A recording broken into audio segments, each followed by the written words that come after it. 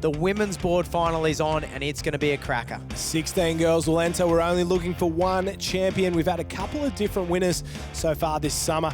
Harriet Brown, Dev Halligan, Amy Nerthen and Kira Kinsey have all stood on the top step.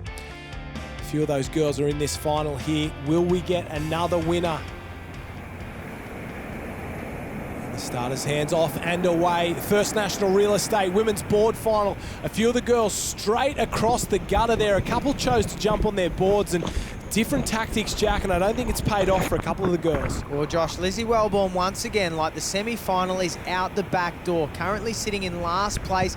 If she can put a start together, I have no doubt that she'll win a race, Josh. She is that good on her board. She's had a silver medal in the Open Women's Board Race at the Australian titles already to Elizabeth Plumas, who is a fantastic board paddler and deserves to win as many races as she has. But Lizzie Wellborn needs to nail those starts if she's going to put herself in a position where she can continue to consistently be at the front and win these Open Women's Board races. Conversely, at the other end of the field, Dev Halligan's had an absolute flyer and she's off in the front at the moment. But Tara Coleman there alongside Lizzie Wellborn. We can just see that bright yellow board.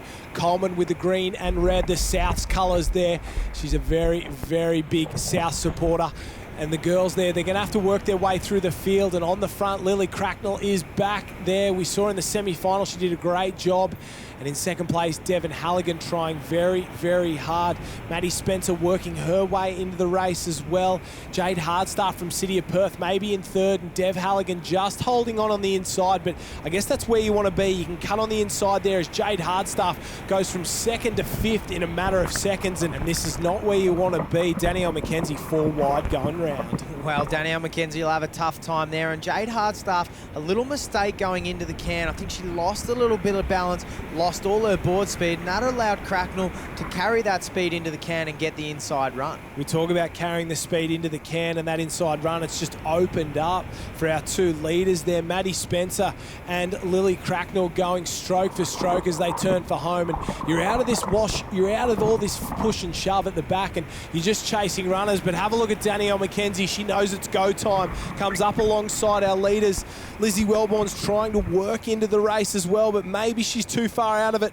Cracknell on the left-hand side, Spencer in the centre, Danielle McKenzie on the right, and another of the girls, Nicola Owens, coming up to join them. She's the lay-down paddler on the far right-hand side, so one of the young guns, or can one of the Central Coast Newcastle girls get up at the moment? Dev Halligan's back into it, but Danielle McKenzie on the orange and blue striped board, she is our leader and remains our leader. She's had 2/3 and a second so far this summer. She wants a win. Maybe the rest of the field, they're too far back. They're going to need a wave, or they're going to need something special to happen if they're going to get into this one. Every little bump that comes through, Danielle McKenzie seems to work at that little bit better than everyone else. And at the moment, Josh, she's pulled herself onto a wave all alone. Just like that, she goes from leading to winning. A little bump turns into a little wave, and it's going to turn into a big win. But have a look behind her. Maybe we've called it too early. The rest of the field's coming hard. The rest of the field's up and chasing, but Danielle McKenzie's done enough. No dramas at all. She'll win. Maddie Spencer, maybe you'll get home ahead of Nicola Owen there. Lara Moses came super late and might get fourth, and Lily Cracknell was impressive all day long but could only manage a fifth in a very tight finish. But Danielle McKenzie showed some skills, got away, thought she had it sewn up, but it was a little bit harder than we gave it credit for. Dev Halligan, after leading very early, ends up in 16th. Congratulations, Danielle. Great win. Thanks, Sean. Yeah, it was a tough race. It's really awesome to have First National on board. No, that's great. Thanks very much. Great performance. Yeah, it was. It was a tough race. I mean, they're short and fast, and you're going hard the whole way. But it's exciting. There's a bit of change in the lead. Some young girls coming up and giving us a little bit of a run for our money. They're fast, and they they love it, and they love going hard, and they love giving us a good run. Yeah, I had a really good break over Christmas and really enjoyed being home with the family. But it's really nice to be back in Australia and racing for the new year.